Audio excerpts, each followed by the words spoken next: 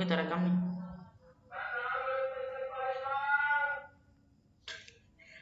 Oke. Bismillahirrahmanirrahim. Assalamualaikum warahmatullahi wabarakatuh.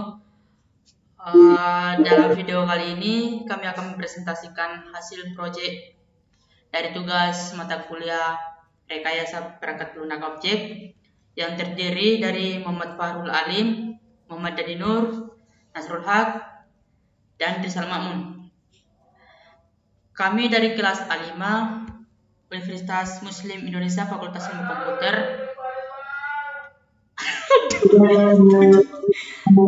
Ada gangguan suara, cok.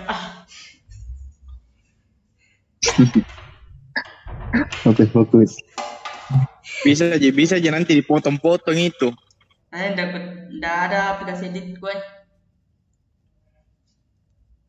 Tunggu.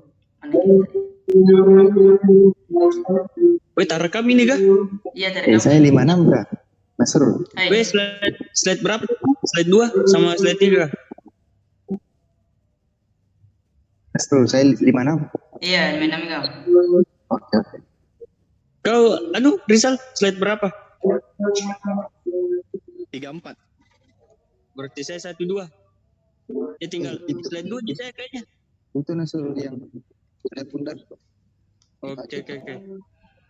Ini aku buka dulu nah pembukaan guys. Nasrul. Hai. Itu yang bundar. Hah? Ya baca. Itu yang bundar. Apa itu? Ini. Slide 5.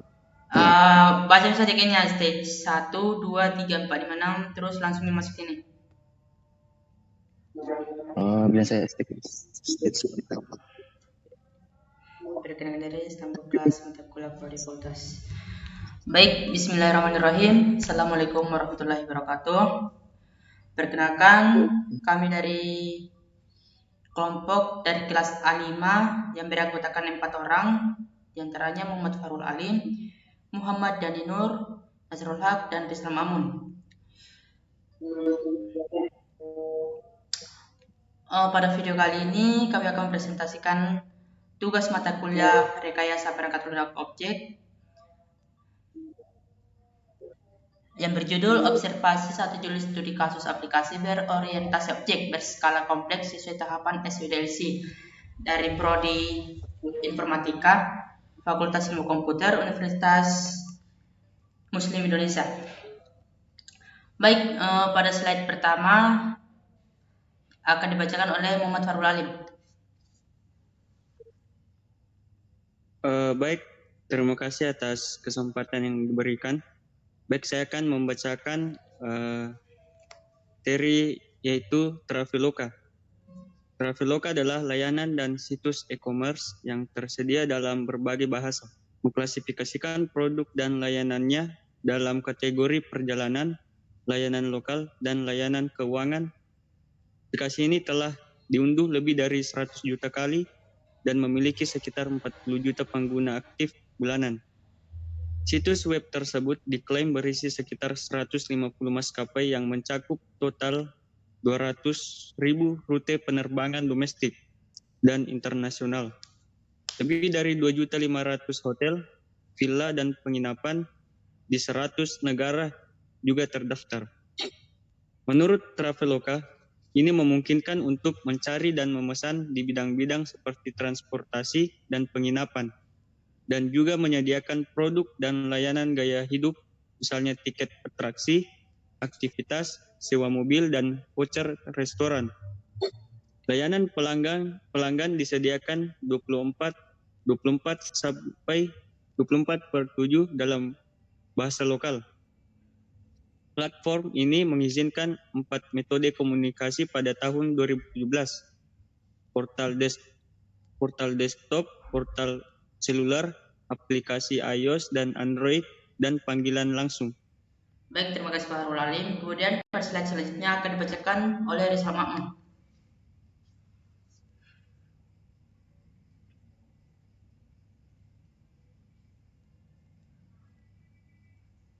Baik, Saudara Rizal, mikrofonnya tolong diaktifkan. Baik, untuk fitur pendukung dari Traveloka, yang disebutkan sebelumnya, ada beberapa fitur pendukung keren yang dapat dinikmati oleh para user Traveloka. Berikut ini fitur pendukung Traveloka. Yang pertama ada pre-booking atau price alert, on booking atau meal set, extra basic, dan post booking online check-in.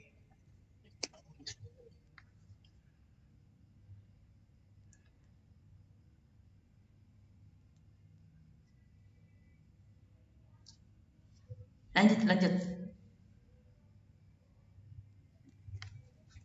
Adapun pre-booking itu, fitur ini menghemat waktu dan tenaga karena kita dapat mengatur pemberitahuan agar Traveloka memberi notifikasi sehingga tidak perlu dicek secara berkala.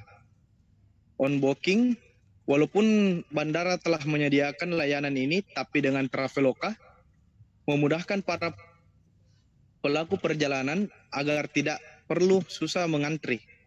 Dan post booking, dengan adanya fitur online check-in akan memudahkan para passenger agar tidak tergesa-gesa ke bandara dan menghindari antrian panjang check-in. Baik, Saudara Rizal, terima kasih atas kesempatannya. Kemudian pada slide selanjutnya akan dibacakan oleh saudara kita yaitu Muhammad Dhani Nur. Kepada saudara Dhani Nur, saya persilakan. Apa saja tahapan membuat Traveloka? Yang pertama yaitu stage pertama planning, stage kedua analisis, stage ketiga design, stage keempat implementation, stage kelima testing and integration, stage keenam yaitu maintenance. Dalam mengembangkan sebuah software, industri perangkat lunak menggunakan software development life cycle. Sama halnya dengan Traveloka yang merupakan aplikasi berskala kompleks. Traveloka juga menggunakan teknik software development life cycle ini dalam mengembangkan softwarenya yang dibagi menjadi 6 tahapan. Software development life cycle. Apa sih software development life cycle itu? Software development life cycle adalah siklus hidup pengembangan suatu sistem. Software development life cycle merupakan sebuah proses membangun sesuatu software kualitas setinggi-tingginya, tetapi dengan biaya yang serendah-rendahnya. Untuk apa software development life cycle ini? Tentunya untuk menghasilkan output sistem berkualitas tinggi sesuai dengan harapan para penggunanya. Proses software development life cycle ini dapat mengeliminasi pekerja yang berulang-ulang setelah perbaikan yang sudah selesai. Baik, terima kasih saudara Dhani Nur telah berkesempatan untuk membacakan proyek pertama ini. Baik, saya akan melanjutkan pembacaan pada slide ke-7. Nah, kemudian kita masuk pada tahap SPDLC. Yang pertama adalah planning. Planning adalah tahap perencanaan di mana tim akan mengidentifikasi dan menentukan skop atau running code yang perlu dilakukan dalam proses pengembangan proyek. Pada tahap ini, tim juga akan mengumpulkan semua informasi yang dibutuhkan dalam proses pengembangan software dari para pemangku kepentingan. Setelah itu, tim akan merencanakan struktur time frame, budget, security, dan berbagai faktor penting lain yang dibutuhkan untuk pengembangan software. Kemudian, di tahap analisis. Tahapan SDLC yang selanjutnya adalah proses analisis. Pada tahap ini, tim akan menganalisis kebutuhan fungsional sistem. Jadi, tim akan melakukan analisis untuk mengetahui apa masalah, target yang ingin dicapai, tujuan utama dari pengembangan software tersebut, lalu apa fungsi dari software yang akan dikembangkan, dan lain-lain. Analisis ini diperlukan dalam tahapan SDLC agar produk nantinya akan memiliki hasil akhir yang sesuai dengan ekspektasi klien. Kemudian masuk tahap 3 yaitu desain. Berdasarkan requirement yang telah ditentukan sebelumnya, maka tim akan membuat rencana desain atau spesifikasi desain. Beberapa aspek desain yang akan ditentukan seperti arsitektur, yaitu bahasa pemrograman yang akan digunakan, desain software secara keseluruhan, dan lain-lain. Kemudian ada user interface, mendefinisikan bagaimana cara user ketika berinteraksi dengan software, serta bagaimana cara software memberikan respon. Kemudian platform tempat software dapat berjalan seperti Android, iOS, Linux, dan lain-lain. Kemudian security. Langkah-langkah untuk mengamankan sistem software seperti enkripsi lalu lintas SSL, perlindungan kata sandi, atau yang lain. Rincian desain tersebut kemudian akan dibahas dengan para pemangku kepentingan. Tim akan menjelaskan dengan berbagai parameter seperti risiko, teknologi yang akan digunakan, kapabilitas tim, kendala proyek, waktu, dan anggaran. Setelah itu, pemangku kepentingan akan meninjau kembali desain tersebut dan menawarkan umpan balik dan saran. Kemudian saya lemparkan kepada saudara Farul Ali untuk membacakan slide terakhir.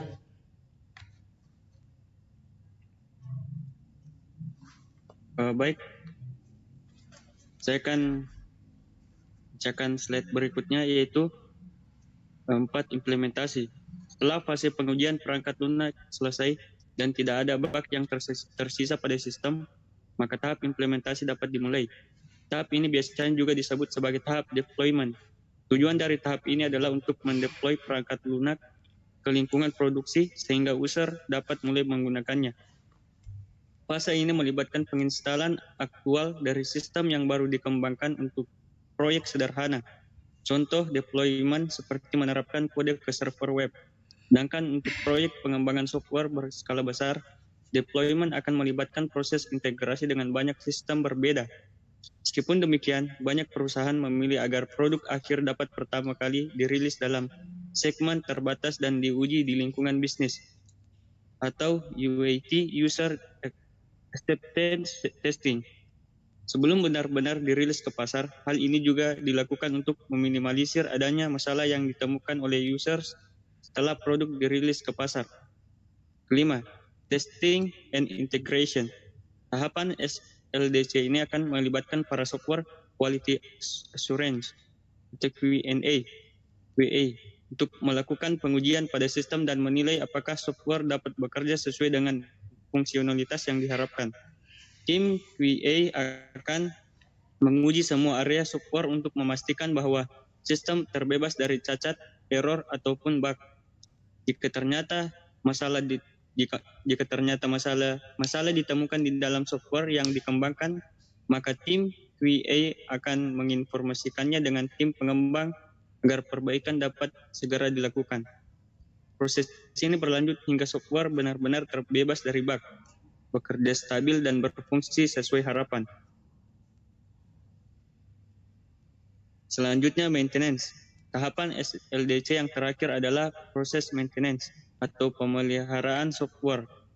Di tahap ini, tim akan melakukan pemeliharaan sistem dan rutin melakukan pembaruan agar kinerja software tetap dapat optimal. Biasanya beberapa aktivitas maintenance yang dilakukan adalah perbaikan bug ketika ada masalah yang dilaporkan. Selanjutnya, upgrade sistem, meningkatkan kinerja software dengan sistem yang lebih baru.